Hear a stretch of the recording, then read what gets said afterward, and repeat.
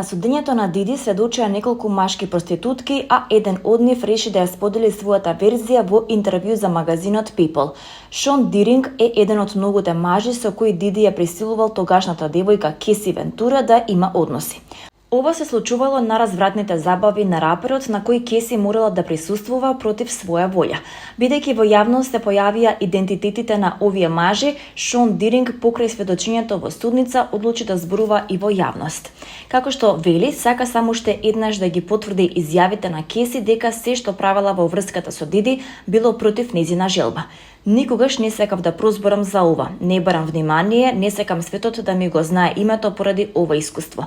Но кога зборувам за Кеси ми се плаче и посакувам се најдобро бидејќи таа е прекрасна дама, вели тој за магазинот. Во своето сведочење Кеси го спомна Шон Диринг, откривајќи дека го знаела под неговиот псевдоним Скайлер. Го нашла на веб-сайт за машки проститутки по наредба на Диди. Сега Шон открива дека првпат ги сретнал Кеси и Диди кон крајот на 2014 година и дека на почетокот не знал кој ги најбил. Единствено, неговиот менаџер му кажал дека неговите клиенти се многу познати личности. Тој открива дека го најмиле 10 пати на разни дестинации низ Лос Анџелес. Бевме само јас, тој и таа. Диди никогаш не ме допре, но се што правевме беше по негова наредба. Актерката Блејк Лајвли се откажа од тужбата против Џастин Балдони, откако таа го обвини дека и предизвикал емоционална вознемиреност на снимањето на филмот "Ова завршува со нас". Актерката Блејк Лајвли со месеци привлекува внимание од јавноста поради обвинувањата што ги упати против својот колега Џастин Балдони, со кого глумеше во драмата "Ова завршува со нас". Меѓутоа, од самиот почеток нејзината приказна имаше многу дупки и немаше никакви докази. Многумина се на мислење дека тоа бил само нејзин начин да се измие по скандалот поради начинот на кој го промовираше филмот. Да подсетиме, Блејк ја представи драмата како нешто забавно што треба да се гледа во шарена облека со цвикиња со другарките, додека всушност станува збор за мачна, тешка приказна со насилство и психолошка манипулација.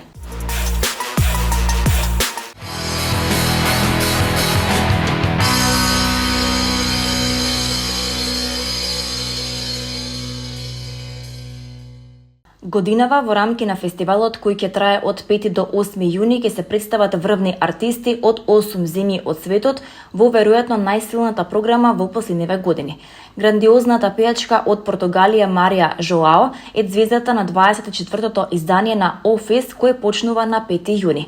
Годинашниот фестивал на музика од светот почнува в четврток во 20 часот во Националната опера и балет со македонски звуци и со настап на Драган Даутовски и неговиот син Радко. Извлечените звучни вредности од длабочините на нашата фолклорна ризница, често наградени и осовременети, се уметнички белег на Драган Даутовски, етномузиколог, музичар, композитор и научен работник, чија 5-деценијска уметничка дејност е означена преку народните инструменти и традиционалната македонска музика.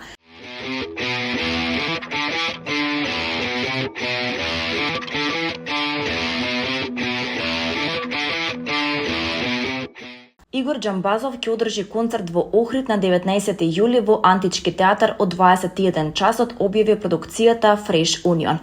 Публиката ќе има можност да го слушне најдоброто од Игор Џамбазов. На сцената ќе го придружува неговиот блуз соберец Гуру Харе со својот бенд. Бидејќи концертот е најдоброто од, ќе се снима и ќе биде прикажан на една од домашните телевизии, велат организаторите. Диши длабоко, да си жив и здрав, каква е оваа ситуација, Скопје не Битолам, Скопје Сара и матка и обратно, и племето и семето, Труба, Време за плачање, во Бестрага се дел од хитовите кои ќе се пеат како и песни од новиот албум Првите 30.